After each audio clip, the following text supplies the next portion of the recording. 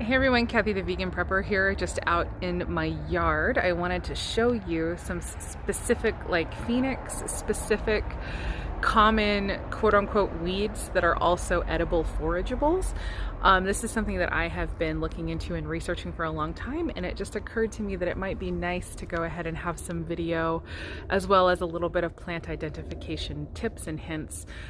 And so I'd like to share that with you guys today. And so we're just going to go through, I think it was 5 plants that you can know potentially to forage in a disaster situation. Now these are not going to be very calorie rich, but they're going to be insanely nutrient rich. There's tons of iron, calcium, vitamin C, which I think is actually possibly one of the most important vitamins for knowing how to source in some sort of situation, like even if it isn't like off foraging in the wild and you're just trapped in your home eating dried food stores without a lot of vitamin C, knowing how to procure that in your environment would be really great. So let me go ahead and show you what I have just in my own yard. The weeds coming up after some good rain, and I don't like taking them down because I know that they are they're useful potentially. So let's just go ahead and get right into it. All right, here's a nice healthy little patch of quote-unquote weeds in my yard, and I will go ahead and show you what some of these plants are. Right here, this beautiful one that's growing in such abundance right now. It's kind of the biggest, most prolific one right now in my yard. It's called henbit, and apparently it's called that because chickens seem to really like it.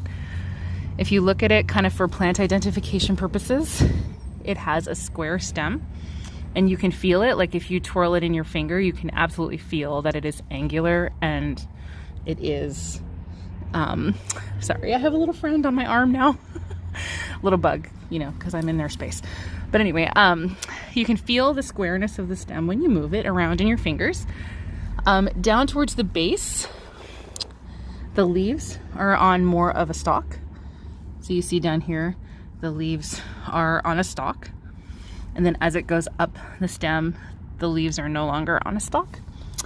Also, you will many times have several offshoots from the same base, and it's really hard to see down here because it's so thick, but a lot of times more than one branch will be growing off of the same base. And then sorry, this little guy over here like really upset that I'm in his place.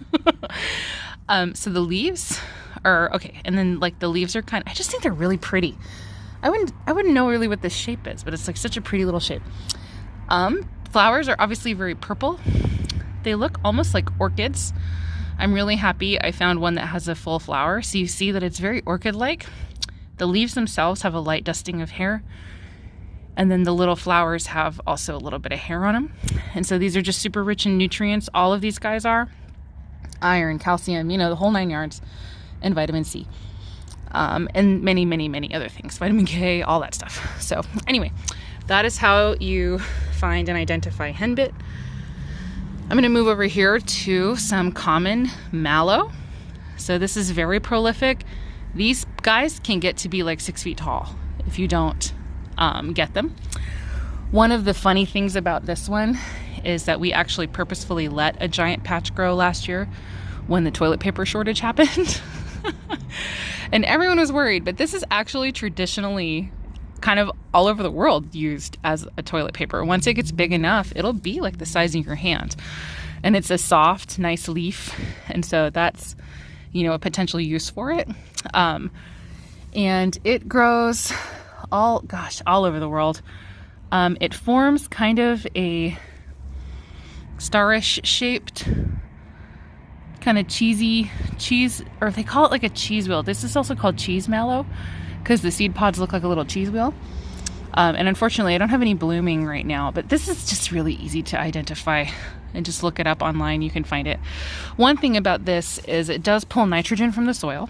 So when I see it in my garden beds, I will pull it immediately because I don't want it stealing nitrogen from my other plants. However, out here in this glorious mess, you know, nature creates a balance.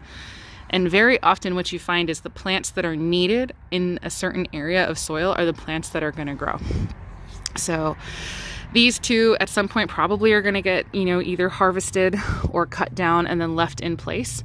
So I'm not concerned about the health of the soil over here, actually almost because of the fact that all of this is growing and it's just so rich and lush and beautiful. And then this creates soil health.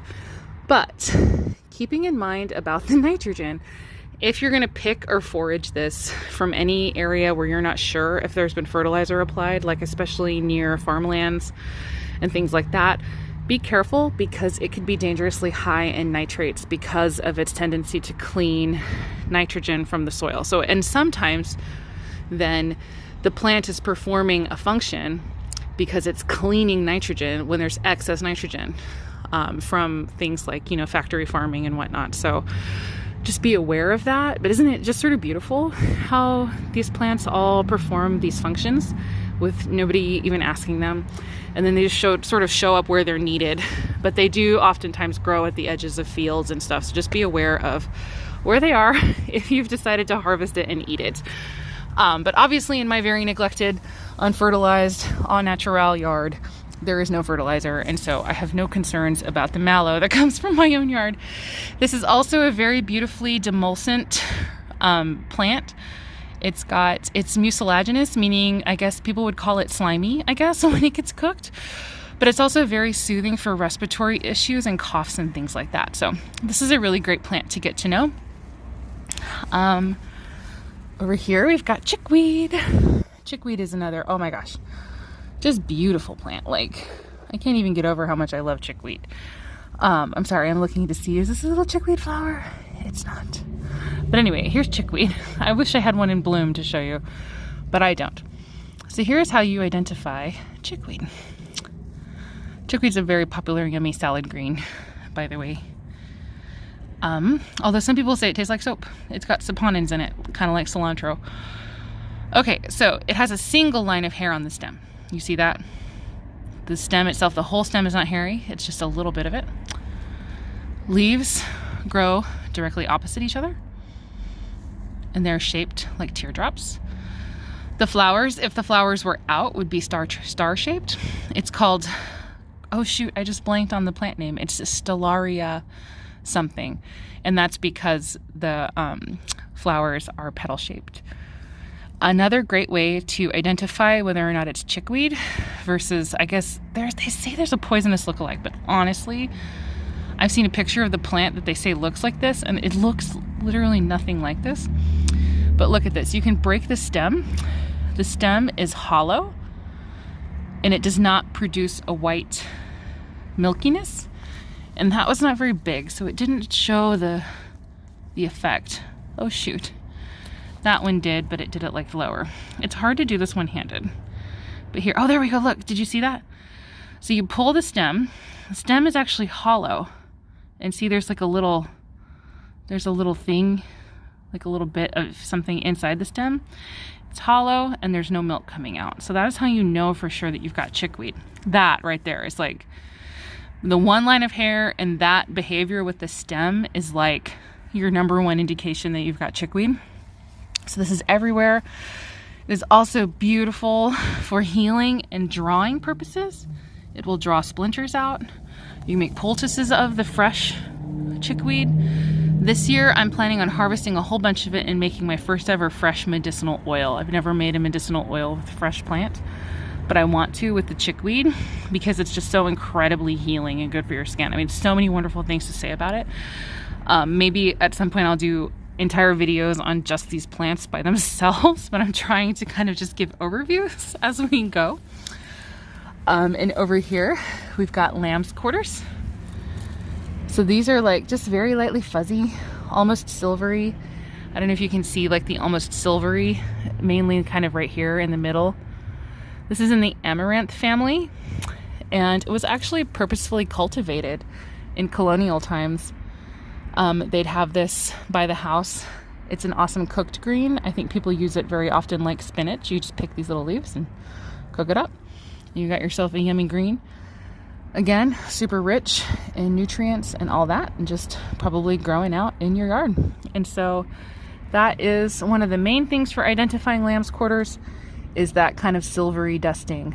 And then this one might not be old enough yet. Like, a lot of these are still small, so it's harder to talk about some of this stuff because while they're small, they look just a little different. But this is still, you can see it starting right there, that silvery look.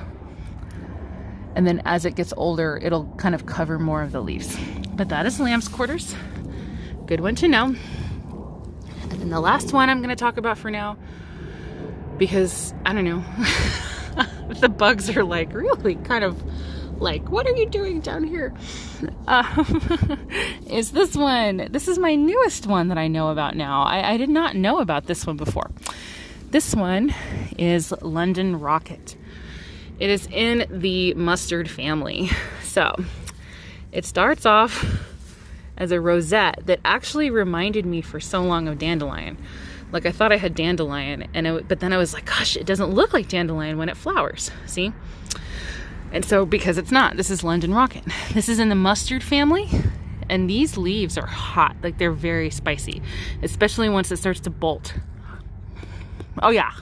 Oh gosh, very spicy. So this is not one that you would make an entire salad out of. This is like a really pungent green, but that is also one of the ways that you can make sure of what it is if you kind of pluck it and just taste it, and it tastes like a really sharp, spicy mustard. That is London Rocket. So this is a really famous green used all over the world as an edible and a medicinal. This is in conjunction with the mallow. This is like expectorant. See, it's very pungent. You chew it up, you eat it, and it helps clear your sinuses. And it's just very helpful in that way as well.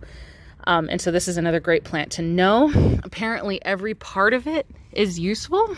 And now I'm speaking only from theory on this one because, like I said, this is my newest plant friend that I have found out about. But I'm really eager to try it. So, and add it to my, both my culinary and my medicinal use. So I'm really excited about that. Finding out about this and that one being so medicinal. And then the chickweed, I kind of already knew about it, but I haven't ever really utilized it. But this year I'm definitely planning on doing that. So these are some plants that you probably have growing around your house right now, especially if you live locally. It is February, and so, well, here, just a second. Yeah, so it's February, and you probably have a lot of these plants growing locally around you. So anyway, it's a good place to start learning about forageables. So hopefully this was useful and helpful.